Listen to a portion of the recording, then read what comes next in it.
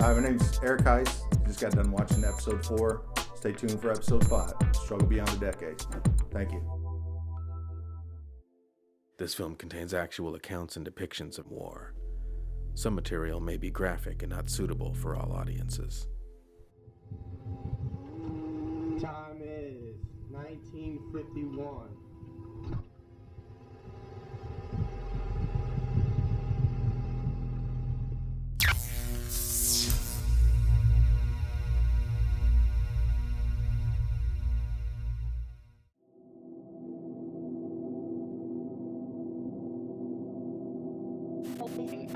Veterans Committee, as an American, as a member of the United States Senate, it's important for us to pause for a minute and recognize some alarming facts about suicide in America among our veterans.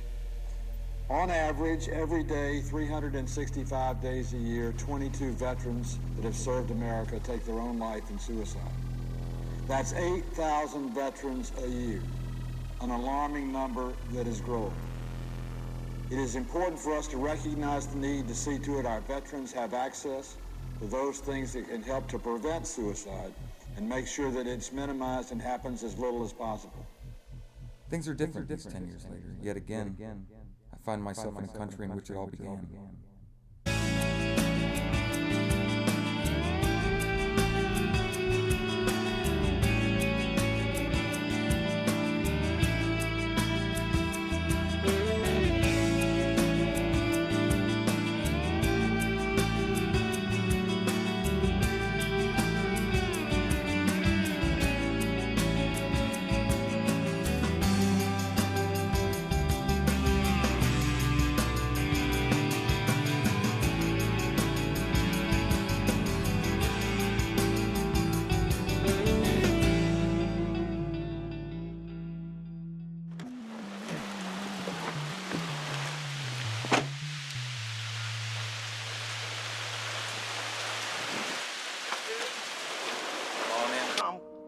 This is Marc Westenbarger. Me and him, we've been friends since the beginning. We're like brothers.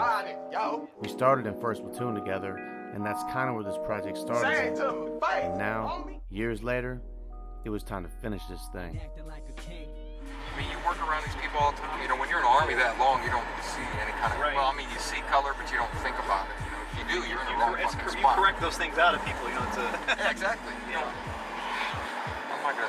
I mean, there were people that we worked with back in the day. I won't mention their names. That were... Yeah. Why not? You've already mentioned everybody else's name. He's not drinking enough yet. Attention! God damn it. Westenbarger, what are you doing in here? They ain't giving me all these little skinny twig pieces of shit from Ohio. I need some real men up in here. What am I supposed to make out of you? That sounds German, huh? Westenbarger, you German? Pieces of shit. Why join the Army? It's just something I always wanted to do.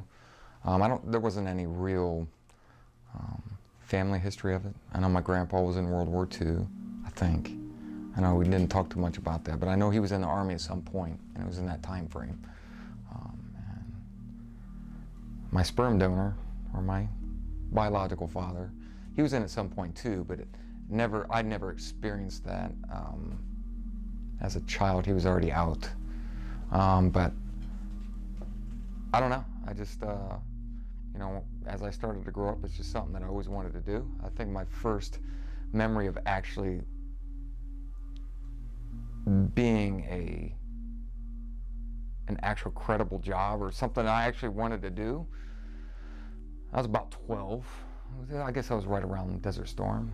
There's my age a little bit, but I was like, yeah. It's like, that's something I want to do right there. And then went through the years, you know, I'm like, yeah, I could do this. I could do this. So something I always wanted to do. So, you know, I hit 18, I graduated, and my mom, I had already had plans to go into the Army. Actually, I had already called the recruiter. I had already talked to a recruiter. And my mom came to me one day and she goes, well, you're graduated, so you have a couple of options. You're gonna go to college, you're gonna move out of here, or you're gonna go in the Army. And I was like, funny you should say that. Right about that time, knock at the door. There's a recruiter. She's like, you know, she's just kind of taken back because it's something I never really talked to her about. You know, I just kind of kept that to myself on what I wanted to do. And it's not that college wasn't an option. I just, you know, like any 18-year-old, it's like, I don't want to go to school. Fuck that. You know, I want to get out and do something. I want to get away. I want to just explore at that point. And man, made my recruiter's job easy. I talked to him one time. I filled out my paperwork. Within 3 days, I was at MEPS. I did my ASVAB. Did my urinalysis. That was something else. That was a scare. Yeah, and like 2 weeks later, I was already off to basic training. So I mean, it happened quick. I never looked back. Never. I don't think I actually thought about what being in the Army entailed because, well, nobody knows about MEPS until you actually talk to a recruiter and, you know, kind of goes through the process. And I knew there was basic training, but I didn't think of it until I was already on a plane to Fort Knox. Like, fuck, I'm going to basic training, you know. And you hear all the stories, and it's like, shit, what did I get myself into? What did I just get myself into? Well, I was a high school dropout. Recruiter took my GED, so I wasn't the ideal candidate. Back then, it was after September 11th, so they were, you know, wanting people. And, you know, flashing forward to going to recruiter school, I was not a grad alpha. I was, you know, a certain group that they were just going to take in mass. So I went to the recruiter, took me to get my GED, and then he put me on, this is before September 11th, that actually happened. That was early summer of 2001. And I was waiting basically to, you know, go to MEPS and leave when September 11th happened. And was scheduled to actually go to MEPS in October. So it was kind of like, whoa, okay, now this is not just, you know, what my friend had told me about, you know, the last 10 years of being garrison. Basically, it was, you know, something's probably going to happen. So it kind of scared me a little bit, but it never didn't change my idea of what I wanted to do. It just made it more exciting, if you will. So, you know, went through MEPS, and when I took the ASVAB and stuff, they were kind of like, you know, these are your options. Being a GED, it was kind of like, you know, combat arms was my options, and I was also an 18-year-old lazy guy. I didn't want to walk, so I didn't want to be a grunt. And he's like, you know, basically say, here's a video I'm going to show you, and it was a video of a tank, you know, main gun going off, jumping over this, and I was like, I want to do that. So, and that was it. You know, it was about a 10-minute conversation, you know, as they're paid to do, I'm sure, you know, make it quick, and that was it. I got to Fort Riley, would have been maybe April or May of 2001, I think, or 2002. I get the years wrong, I'm not sure. You guys were at Kuwait, intrinsic action. Guys came back, and I met my first line, you know, at the time I thought from hell, you know, good old Sergeant Flowers. And, you know, he took and started, you know, beating me into shape to be a soldier, and ended up, you know, as a driver on Apache 2-1 with LT's tank and Sergeant Flowers and Tross, and you know, shot a gunnery. You know, time went on, and then Lieutenant left, and we got Lieutenant Stan Tortello, and shot a gunnery with him, and you know, kind of hung out in Apache Company for a while, and then platoon sergeant at the time, Sergeant Base, moved on to the, you know, S3 shop, and it was kind of just trying to pull me that way, want me to go work up there with him, and you know, it's going to be a great thing, and this, that, and the other, and you know, I wanted my E4. You know, hadn't hit the time yet, but I wanted a waiver that I didn't get, so he kind of said, if I can get it for you, and you know, newly married with a baby, it was all about the money for me, because no, we didn't make very much back then, and so I took his offer and went to the, you know, S3, and I became the command driver for the lieutenant colonel, and I did that, I think, through another gunnery, where I was the lieutenant, you know, the colonel's driver, so I didn't shoot the gunnery, but was there, and shortly after that's when we got our orders, you know, we're going to Iraq, so. Well, boys, we finally got the car. We're gonna go to war. Major Knuckle? All right, everybody, listen up. Listen up real close here. We're gonna take the 1st platoon and the 82nd right up into Fallujah here. Wait a second, sir. You gonna put us up there with the ground pounders? I'm just saying, sir. You don't expect much out of us over here with the tankers. We're gonna be running things. Now listen here, you're gonna get your tanks, you're gonna get along with the 82nd, you're gonna go in there to Fallujah, and you're gonna do your business. I need everybody on deck here. Is that understood and that clear? We better be clear. I didn't mean any disrespect, sir. First platoon will be ready. Suppose we'll get the tanks, we'll get our tanker boots, we're gonna go up into Fallujah just like you said. No problem, Cap. We'll be ready to go. First platoon. Yeah, we'll put on the tanker boots, stick it right up the tailpipe. Tailpipe, sir. You know.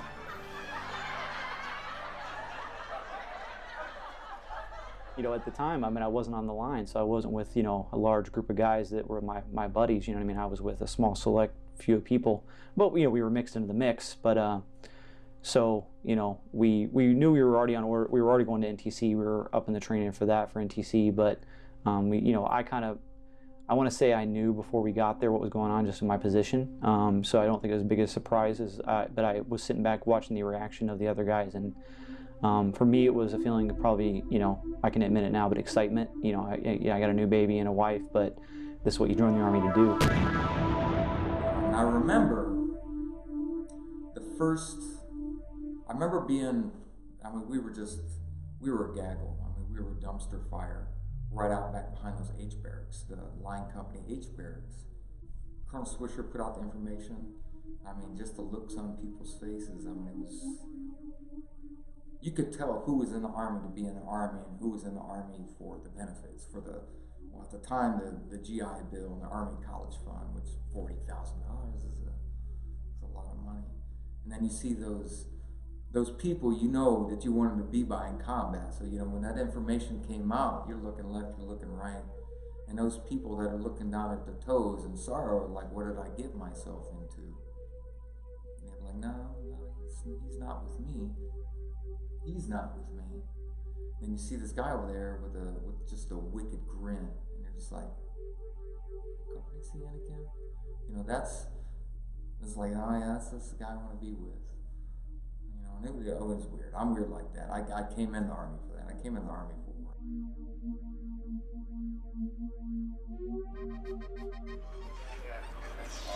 Don't get no mixed drinks here. All right, here you go, gentlemen. There's one for you. We got today's special. We got soup. You were just telling me how you can do anything when you got Do anything. I can do it all. soup of the day. You got crackers with that soup? I got 3 crackers with me right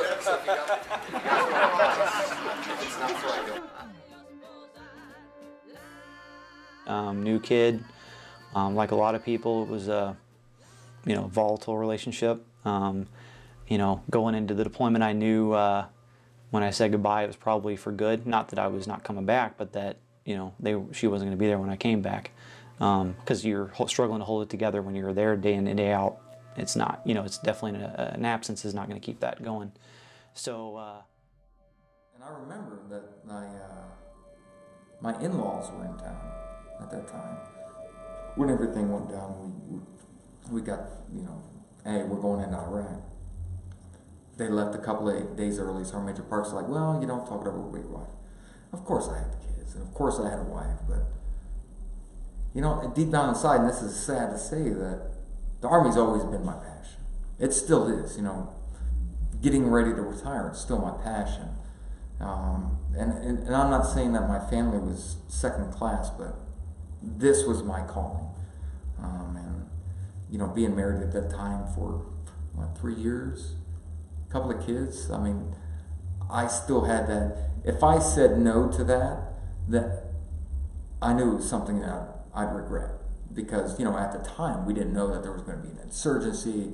You know, we're going to get involved in the longest war in the history of the United States. I mean, nobody knew that. We're like, in, out, done. And this was my chance. So I tried to capitalize on it, regardless of the family and kids.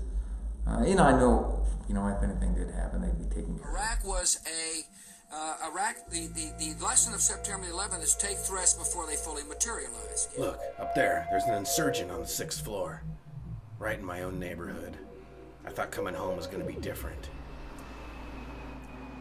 I didn't see anybody. Maybe you have the PTSD. No, I definitely don't have the PTSD, but the driver needs to watch out for the IEDs in the road. If he would just watch closer. Look it out there. Just not the same. Maybe you should go talk to somebody. Who would that be? I heard it helps. Who would I talk to? I mean, the enemy's still out there, and the driver's not watching. The IEDs on the road. No, there's no IEDs on the road. You're wrong. You think there aren't? But there are. IEDs, they're out there. Maybe you should retire. I was gonna retire, but the enemy's still out there. Maybe you should talk to your mother. Mom wouldn't believe me. Before our pre-deployment training, right before we left, you know, and it had some of those concepts in there. You know, it was hasty training. It wasn't like we've been doing this for years, let's execute it. No, it was like, this is our threat, let's come up with a training plan and let's execute this. And it wasn't anything major. It was, we're going to place a cardboard box on a side of the road and let's see if they think this is suspicious, type of thing. But, you know, and looking, you know, at Iraq and the pre-training we did, I mean, yeah, we all thought it was great because it was something that's like, wow, this is what's going on right now. And then you get there and you realize that cardboard box is garbage. It's garbage because it's mixed in with garbage. Along every shoulder, every inch of every road is just piles of garbage. It's like, you're not gonna see a box in this. So how do you identify the pile of garbage? But I think, you know, I'm not criticizing the Army. I think the Army did, and the command did,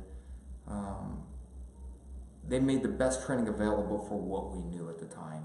You know, my humble opinion of the situation was, you know, we weren't ready. You know, we didn't know what we were biting into, and we were figuring it out. A lot of excellent leadership, a lot of excellent, you know, people trying to figure it out, but no one knew, you know. So it's been a long time since we fought a war for real, you know.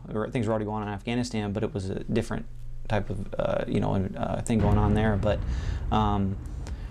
so yeah, the training commenced, and it was, you know, standard, you know, vehicle identification, which again, what are we fighting? You know, by the time we got there, Republican Guard was dead. You know, we're not fighting that kind of war. So the standard stuff we'd always done.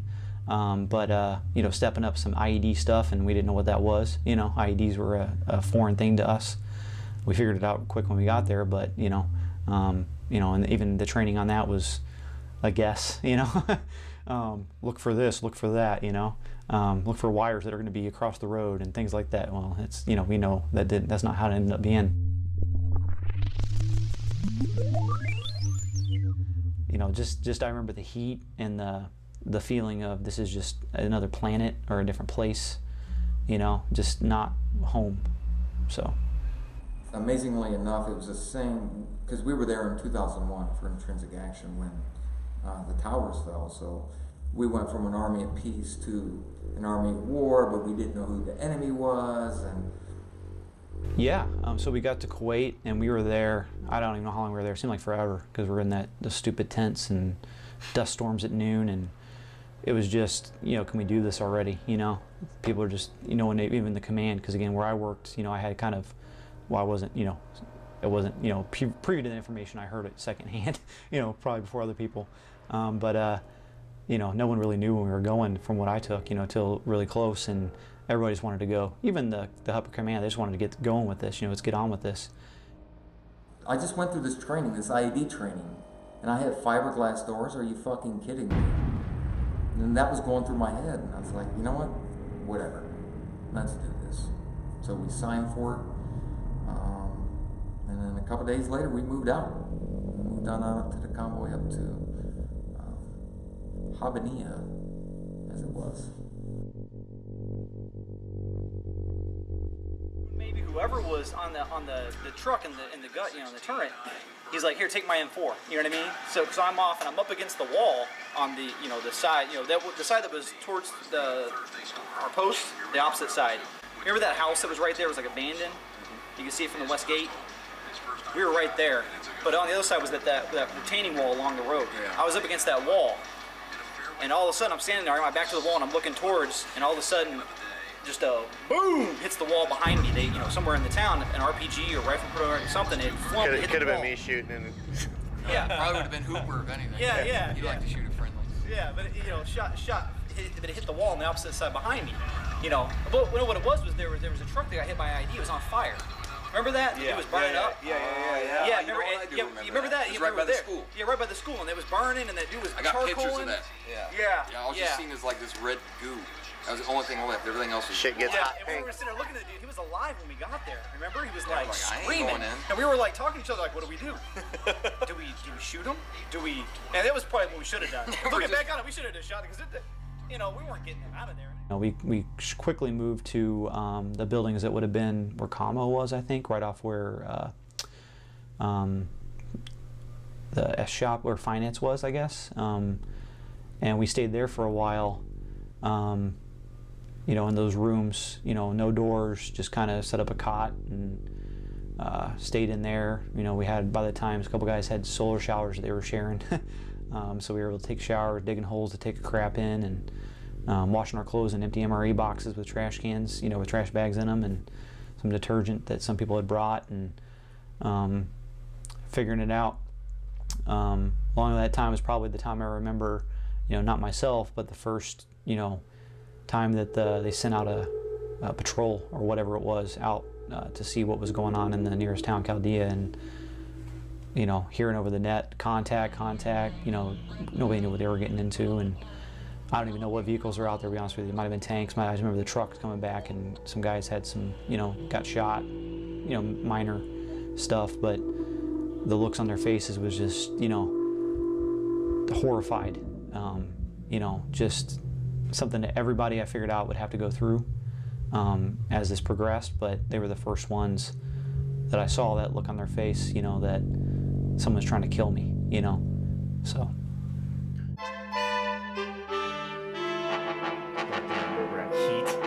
Sindar radio bullshit. Vietnam Air whip antenna bullshit. I should be on my damn tank instead I'm in the S3 shop with you guys. Dig a hole. Yeah. Sarge is over there losing it now. He's not a Marine like me, Dunham. Yeah, you guys over here, you wish you was a devil dog like me. Yeah, whatever there, Velasquez. Whatever, Velasquez. Yeah, come on, Velasquez, that's enough. We ain't in the Marines here. Yeah, well, once a Marine, always a Marine. Hey, Westenbarger said we gotta dig, so we gotta dig. You get your little shovel out and you punch it in the ground just like that. Why don't you shut up, Dunham, you kiss ass? You want me to dig a hole? I'll dig a hole like a devil tool. Digging a hole now? Yep, better get to work. I know me as a PSD, and I gotta tell you right now, I'm not saying it was a worthless job, but I felt worthless. I was like, hey, what do you need me to do? Well, go sit on this old aircraft bunker with a pair of binos and a SINGARS, and let us know if anything happens. As a PSD, I think we had probably 12, 15 personnel. So we were rotating out of that every day for a couple of days. But we were sitting up on the hangar, and we heard the boom. Like, whoa, what was that? You're out there 6, 7, 8 hours a day. Anything was amazing. Because we didn't know what to expect yet, except for what we learned during training. So we heard the boom, we're like, what is that? Pick up the binos. We're trying to look in Chaldea, and mind you, we're still probably 2 kilometers from the city, based on where the hangar was. I mean, it was right at the end of the airfield. Maybe it was a tank. Yes, the tanks rolled out occasionally. So pick the binos, we're looking around, don't see anything. And then we see Humvees moving from the west to the east. Oh shit, something just happened. And then next thing you know, you see more Humvees moving. The radio was spotless. Basically, we were so far away at that time where the battalion headquarters and everybody was located. We had just a whip antenna. Anybody who's used ever whip antenna before knows that if you're outside 50 meters, good luck. It's the worthless piece of shit the Army's ever had. But so it was spotty. Like we could hear some traffic, but we couldn't hear it all. But we knew that the QRF had been initiated and it had rolled out. So we picked up our binos. We're looking for them. And eventually we see him roll by too, like, damn, shit must have gotten good. You know, boom, Humvees roll out, QRFs rolling out, with an 88 and a medic. Shit, what just happened? You know, and I assume, you know, you grew up in the Army, like, nobody can fucking touch us. We're the United States. You know, you have that cocky mentality. So you were like, damn, the enemy must have got fucked up. You know, we're rolling out fucking medics for them. How awesome are we? And it wasn't until I got back off that thing that I realized that it was somebody from us. It was a friend. And it ended up being Stats Arclitzl.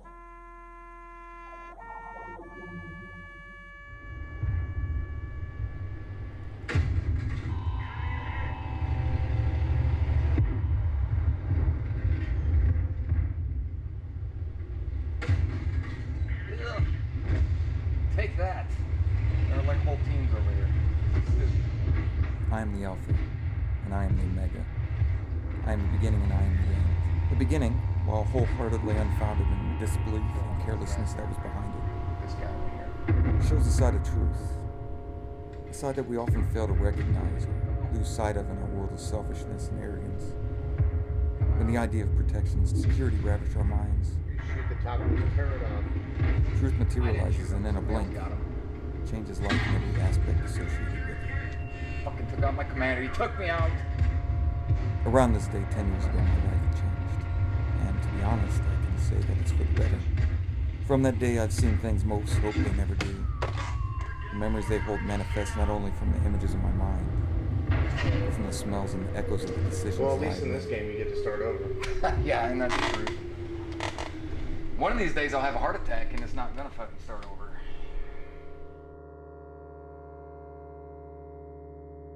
That was normal. You know, that was my role for the whole time I was there. Is you're sitting there, you know, usually, you know, we would do scheduled operations where, you know, there's going to be a big cordon and search, and we're, you know, the colonel wants to be there, so we're going to set up, and so those were known. But you know, it was a constantly contact. These guys are under fire, and we would get there either when it was over, or when it was still going on. You know what I mean, to a degree. But you know, in my perspective, I pretty much got to see everything that all the line guys went through after the after effects firsthand, you know, and nothing but appreciation for those guys that, you know, had to go through that. But you know, so as far as the bridge, you know, when they got hit, it was, you know, the same thing, just you know, contact. Got the feeling that it was worse than normal, you know, a lot of casualties, but you know, and the way I understand is we got there and it was during a shift change, so there was double the guys there that would have been there. And you know, we got there and I remember pulling up in those Humvees, the guys were coming in, you know, they had the Humvees on the side of the road on the little exit there next to that field, and they were just frames, you know, melted, just gone. And you know, because they, you know, I might be mixing them up, but I think that was there two vehicles that detonated, the water truck and then that vehicle, or was, I remember, you know, is it the same situation? Okay. I remember, you know, those vehicles being decimated on the one side, and then I remember really a little old school bus, or would have been a bus, a blue and white bus, that was on the other side, and it was evidently full of children, and you know, just blood everywhere. And you know, other people, just bystanders that were hit, and you know, there was no really evidence of our guys that I saw of, you know, because again, maybe when we got, they were evacuating, the helicopters had landed, they had evacuated the guys that were still alive or in big enough pieces to be taken. What we were left with was just the people that were, you know, blown into little pieces. But then I remember the Iraqis and the kids, and I remember, you know, if anybody says that we weren't trying to help is, you know, insane, because I remember, you know, the medics. I remember a little girl laying in the road that we had drug up. You know, someone had drug up out of there, and one of the medics just, you know, and a family member or father, we don't know, but a guy there screaming and crying, and our medics working to save her. And you know, I know they airlifted her out. I don't know if she lived or died, but she had to have been, my own daughter's age, 8 or 9 years old, you know. So, but yeah, and then, you know, just having to, you know, again, I'm there, our role is just basically to be there so the commander can be there, but once we're there, he makes us be useful, you know, and that day's useful was, you know, here's a sandbag and start picking up pieces, you know, so we're not gonna leave anybody there. And it was just walking across the field, picking up pieces. So that was definitely the most impactful time, just the, you know, lots, and I don't remember how many guys, but lots of people. I didn't know them. They weren't even 1, 3, 4, you know, guys. They were different unit, different posts, but, you know, they were Americans that were murdered, you know. So, you know, our goal there, like everyone will tell you, we weren't there to kill anybody, we weren't there to hurt anybody, you know. At least that was my perception, but we're there to help. What did Iraq have to do with what? The attack on the World Trade Center. Nothing.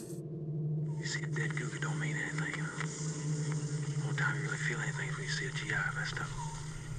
Casualties of war is it's just an aspect of the job.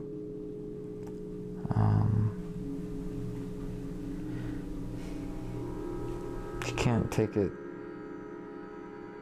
you can't look too deep into it.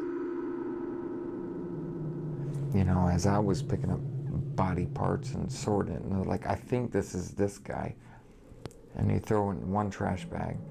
You're like, I think this is another guy, and you throw it in another trash bag. That, yeah, that sucks, but, you know, at the same time, it's like, fuck, man. Glad it wasn't me.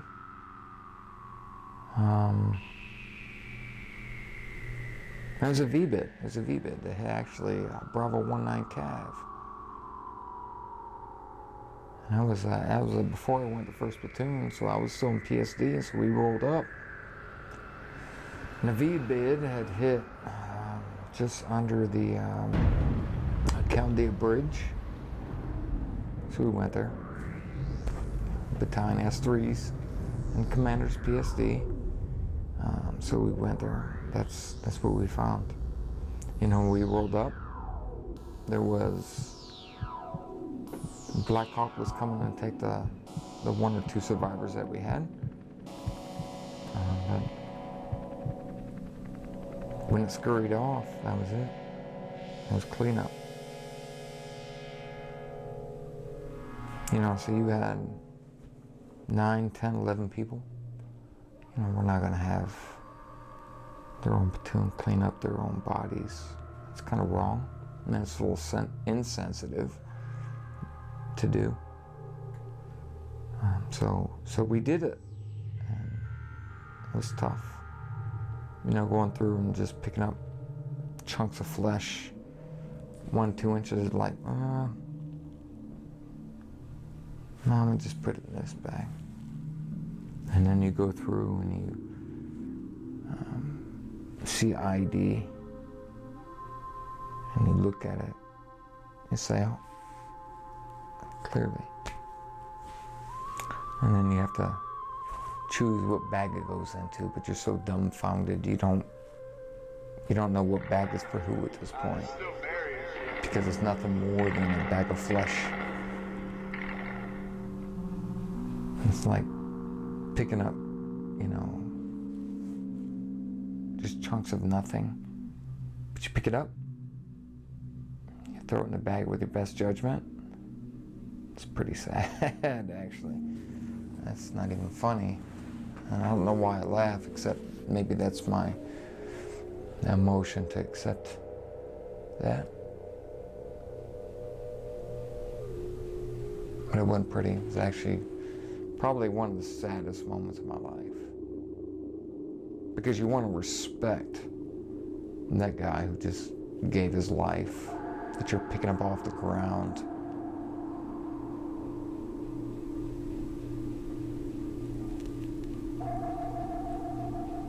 But you really can't, because you never really knew the guy.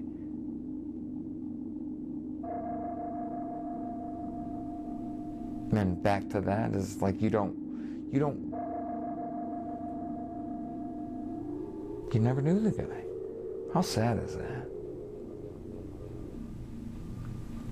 That you'd be the one preserving the guy that you didn't know. Is that not the most Army thing ever? That you could not know that guy, but you could take care of everything about him. And in my opinion, a respectful way, and throw in a garbage bag? Is there not a more humane way we can do this?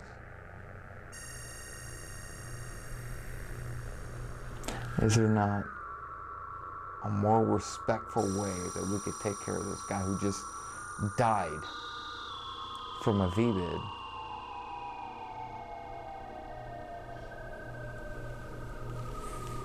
And we're taking care of him.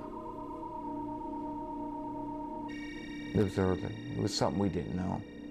It was something we surely didn't know as a tanker.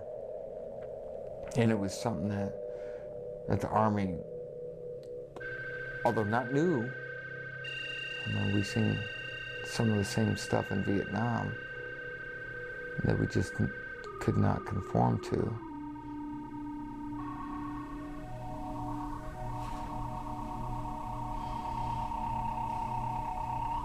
There had to be a better way. There had to be a better way to respect this guy who just died. And that wasn't what got me. What got me was like, what was his last thoughts? As he manned his position and his garbage truck drove up next to him, what was he thinking? Was he married? Was he single? Was he thinking about his wife? Was he thinking about his kids? Was he thinking about baseball, football? What was he thinking? How do you think about your last moments? What are your last moments? Do you even really care? Or are you so numb with emotion that nothing matters?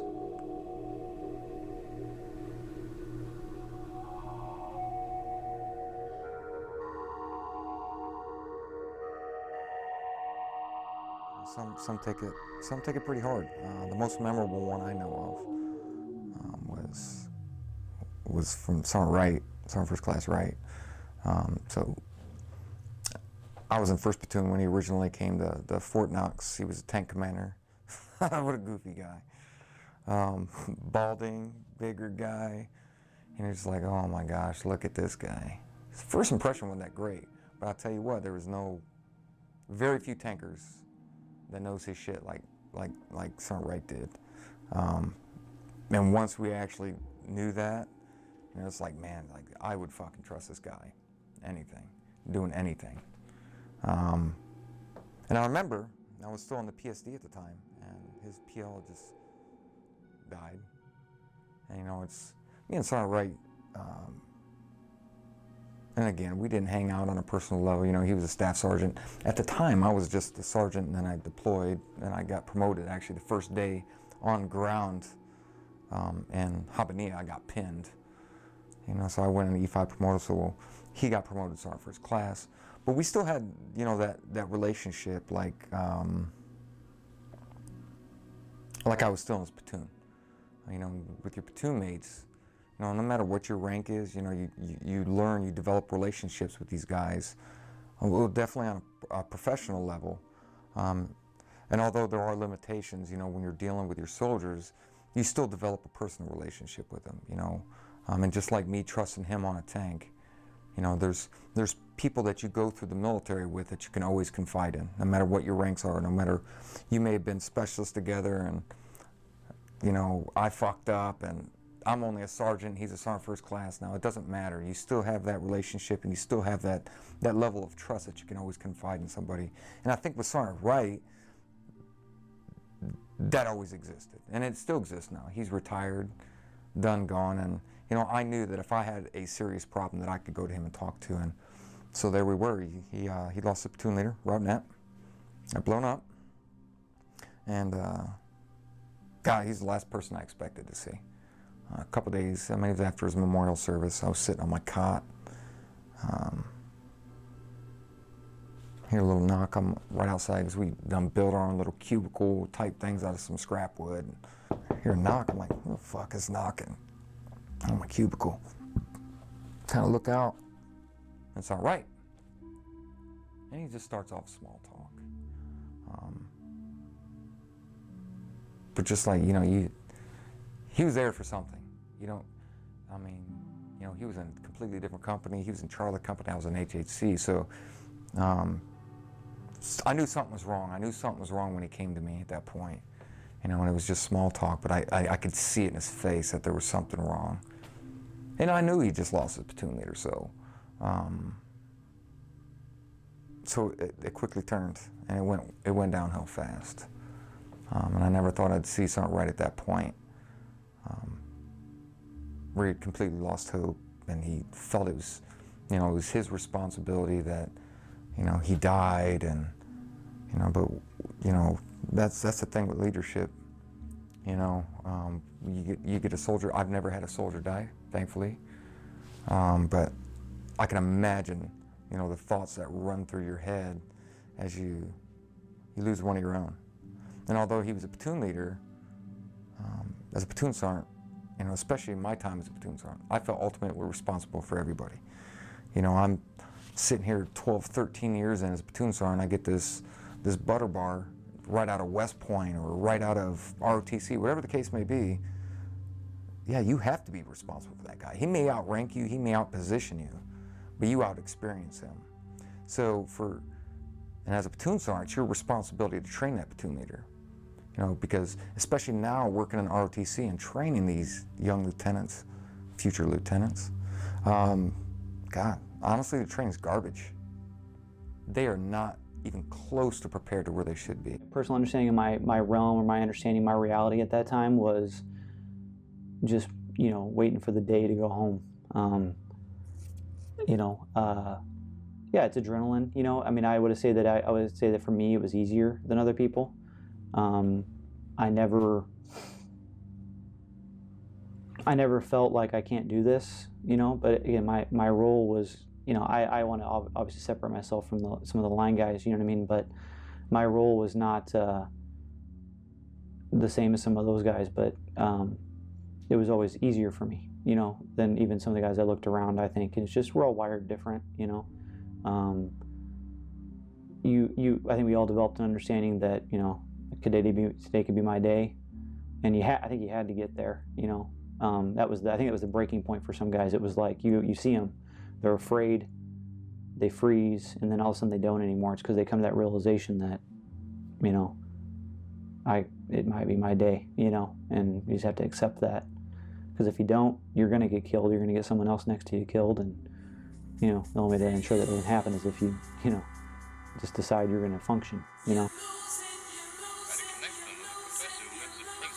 You know, we're looking here, and we're 10 years later, 12 years later, 13 years later. You know, however long you've been in the war, you know, it's astonishing how many people will sit there and, you know, that we see a month that kill themselves, and you think, why?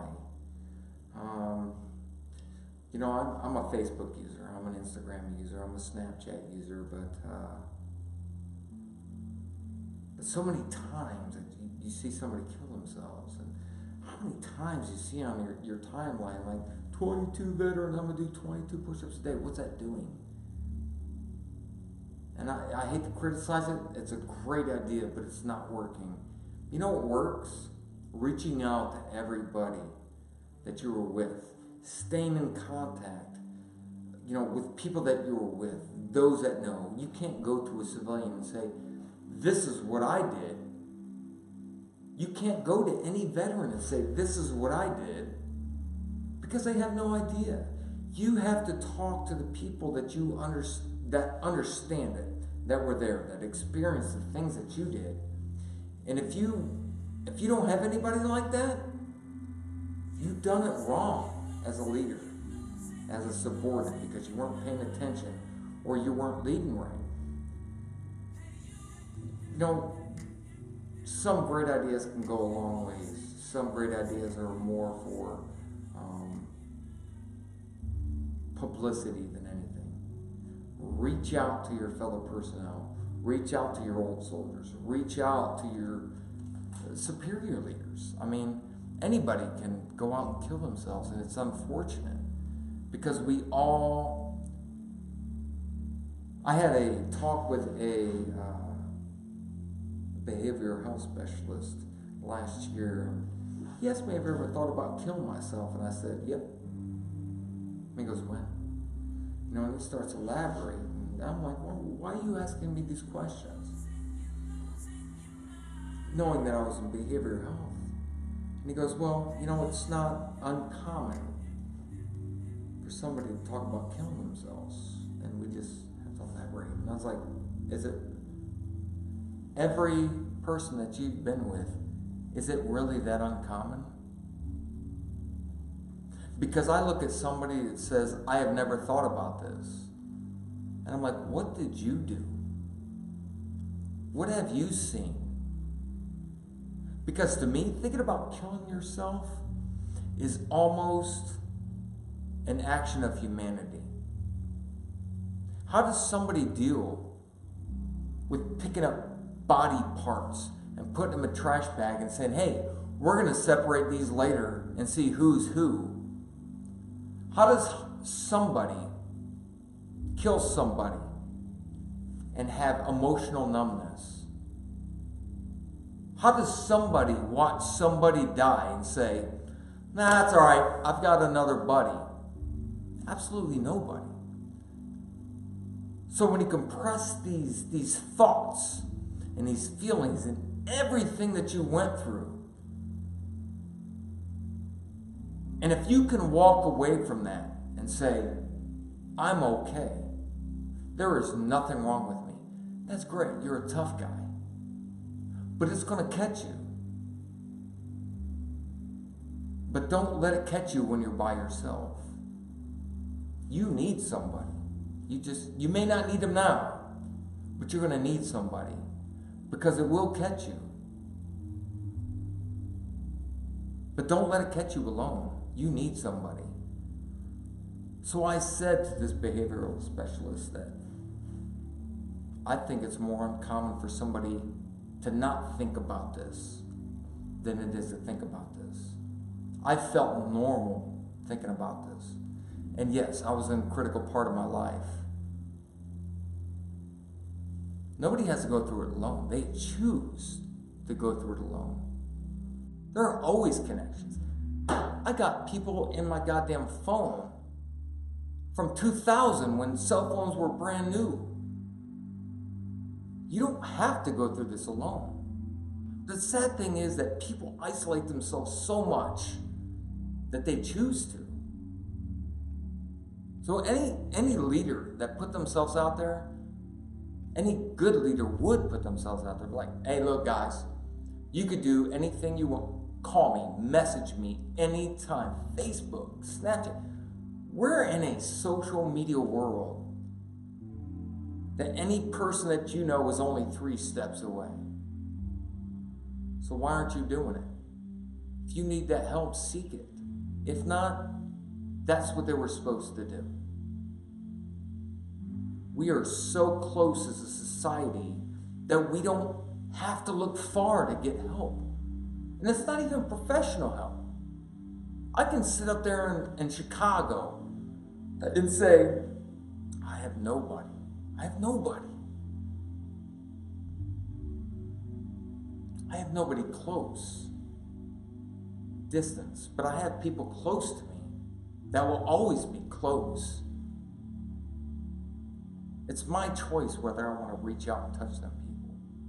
It's my choice whether I want to say, this is my story, do you want to listen? But so many people don't. And that's the tragic part about suicide, because it's so preventable. It's so preventable that we just don't take enough action to actually prevent it.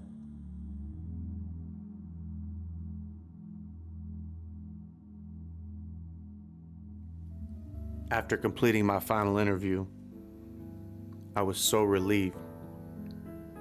I felt a sense of accomplishment.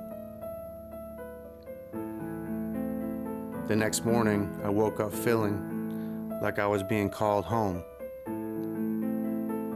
Maybe it's just because I miss home.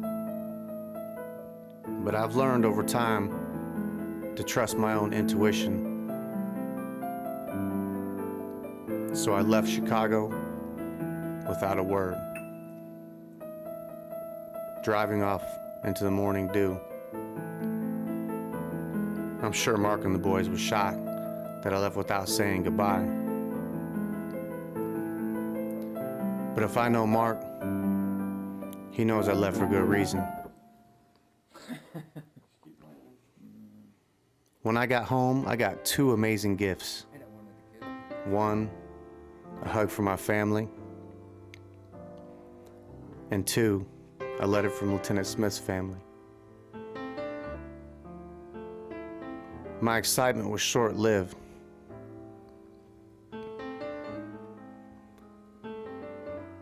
It came to my attention that my good friend James Barrett took his own life early in the morning.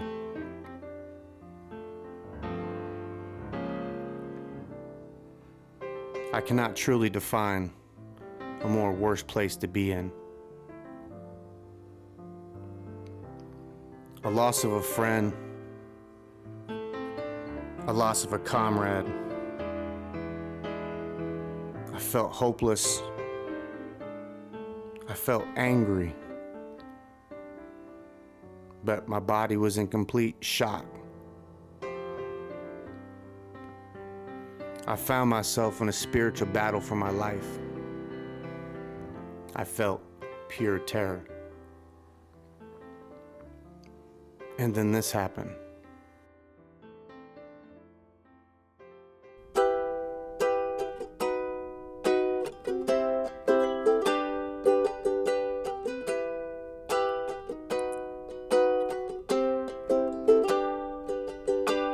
Did you know that you're not alone? The fight is never lost.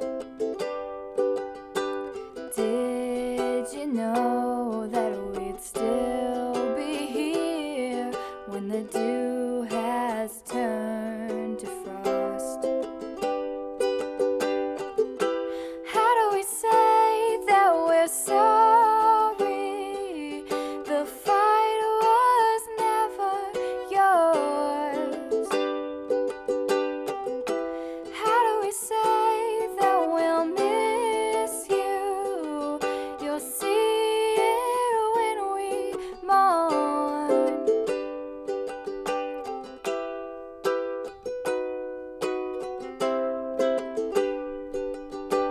Where were you in that awful place? The darkness all around. Where were we that we couldn't hear your cries through all the sound? How do we say that we're sorry? The fight was never yours. How do we say that we'll miss you?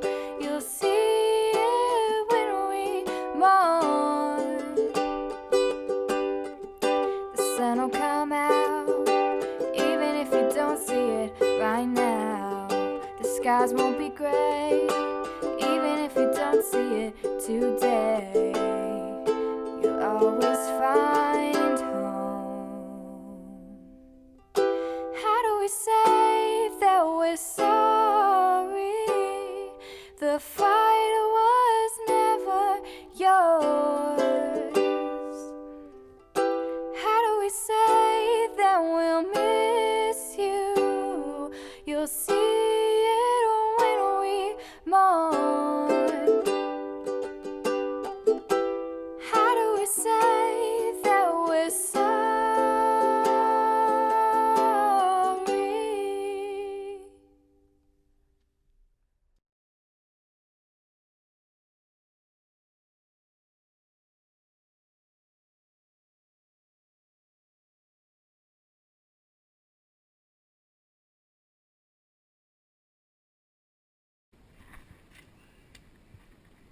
good.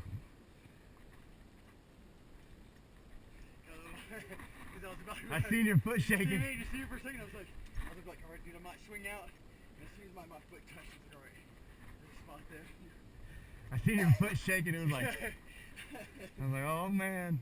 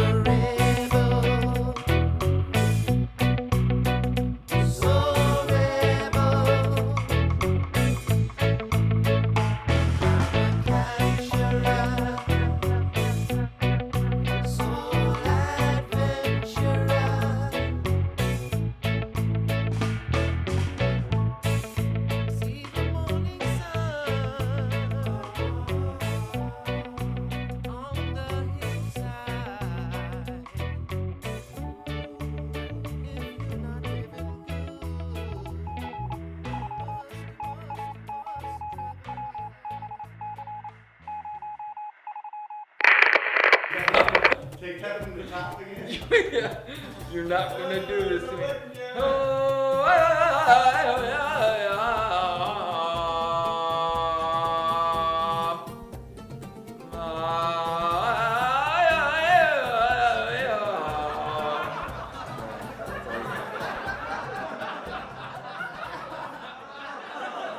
Hi, I'm Erin Putnam, the wife of Sergeant First Class Robert Putnam. You just finished watching Episode 5 of Struggle Beyond a Decade, a documentary series. 22 veterans a day commit suicide. We're hoping that hearing their stories and watching this series can help bring light to this subject and help all of these people transition into their everyday lives. Thank you for watching. Is that it?